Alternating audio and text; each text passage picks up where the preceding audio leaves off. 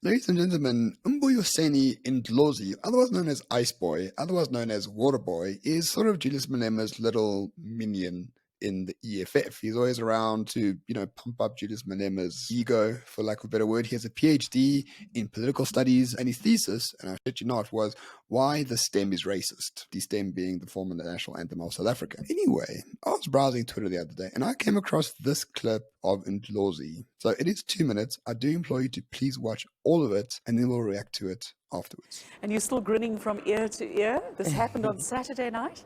How do you feel about winning this award?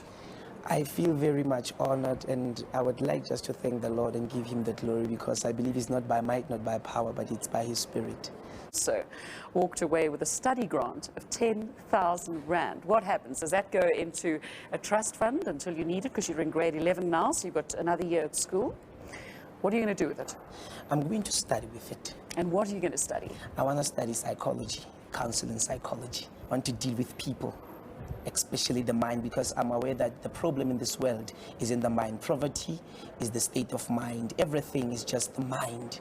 So I want to deal with the mind of these people. I want to bring about the change. I believe I was born for a change. So I want the purpose of God about my life to be fulfilled.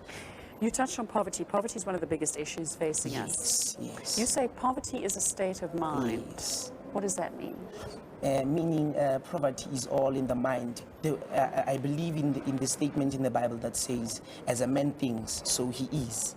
So the way, if your mind operates in a poor way, or if you always think poverty-stricken, you go. So you say you actually trap yourself mentally? Yes. It's all in the mind. People who think positively, people who think in a positive way, they always succeed in life. And you're very positive. I'm very much positive. Mbuyiseni Ndlozi joining us here this morning. It goes, or the theorem or the formula goes, if 5 multiply by 5, 5 multiply by 5 is, okay, let's say 2 multiply by 5 is equals to 2 multiply by 5. If 2 multiply by 5 is 10, and also 2 divide by 20 is 10. The common denominator here is 10. Byron, knowing the Ndlozi we know today, and seeing him, 15 years ago, have you seen anything so different in your life? Yeah, the clip leaves you a little bit startled. I mean, this is an actual individual we could be friends with. Who knew? We could actually invite him over to a braai, have some proper discussions with him. First thing is, and we all know this about the Marxist revolutionaries, they don't like the idea of God, because the whole idea behind Marxist theories on communism was that he wanted to supplant God with the idea of the divinity of the individual. The individual was now going to be divine. He was going to overtake God's place. So when you hear an individual implore and give thanks to God, well, this isn't exactly very Marxist, now is it? No, indeed, Byron, because what happens during the course of Christianity is there's a sense of humility, right? The humility is, I'm made in the body of God, in the mind of God. I give praise to God for existing on this earth. And that's what Ndlozi is showing us in this particular clip when he was in grade 11. A Marxist today is just pure ego, right? I am the revolution. We are going to do X, Y, Z. We are going to change the way this country fundamentally works. But then he goes on to say, poverty is a mindset, which is why he wants to go into psychology to change the mindset of people. That is a very, very right-wing idea. It's one that we have spoken about in large part on this channel, in that your mindset about the world determines what the world means to you. If you change your mindset about the world, you can fundamentally change your life, which is why we like the enclave society of South Africa and all the rest of it. What do you make of someone who goes from God-loving mindset of the world type ideology to this horrifically stupid Marxist, everything's the fault of YT paradigm? Like, it's day and night here. And isn't it a shame that he went from being a right-winger who espouses individual responsibility to a Marxist revolutionary doghead who just sits there going, no, woe is me, the system's too tough, it's against me. That's the bullshit the Marxists sell you. And in the process of doing that, you stop taking individual responsibility for your state. You stop trying to improve your life. You stop trying to do better. How can you do better? Because the man's got his boot on your neck and there's no way for you to recover. If only I could tear the system down.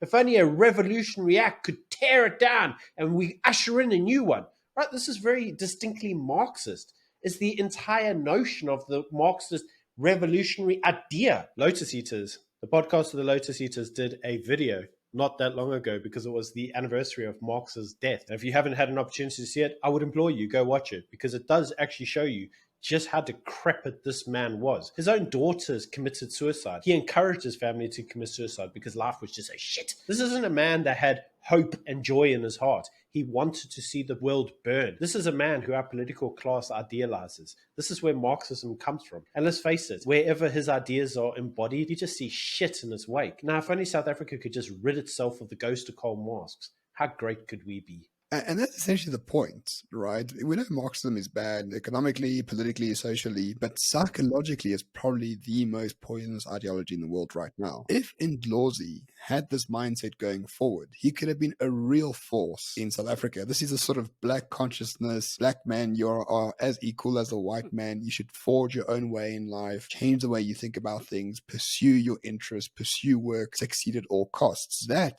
in a political framework with a leadership like Ndlozi, could fundamentally change South Africa for the better, for blacks in particular, the people that he purportedly loves so much. But Marxism has poisoned his soul so much that all he can do now is carry ice for Julius Malema. And that's deeply shameful, and it's a real shame. And in the name of Christianity, in the spirit of Christianity, we're not calling him the enemy. We think he can still be saved. But it's really sad to see someone who had such potential be reduced to the ice boy of an evil dictator wannabe. You see it played out on the news on a daily basis, and South Africans as a whole have lost hope in the future that they themselves can create. It's a mindset issue. Those that have the right mindset are able to do that. But the reality is that most people don't feel that they are able to live that life because the media tells them that they can't. BEE, affirmative action, the economic situation, load shedding. Everything is there. It's designed to keep you in a perpetual state of fear. It's designed to keep you in a state where you think to yourself, well, I can't succeed. The system is directly against me. And this is the Marxist ideals even showing itself within the media. What we really need is we need to go back to the exact state that Ndlozi was talking about all those years ago when he was in grade 11. The idea that poverty is a mindset. You can do better. You can create a life that you want to live. You can be successful if you so choose. And the most revolutionary idea of all of them is you can be all of that right here in South Africa. South Africa doesn't have to be a Marxist shithole.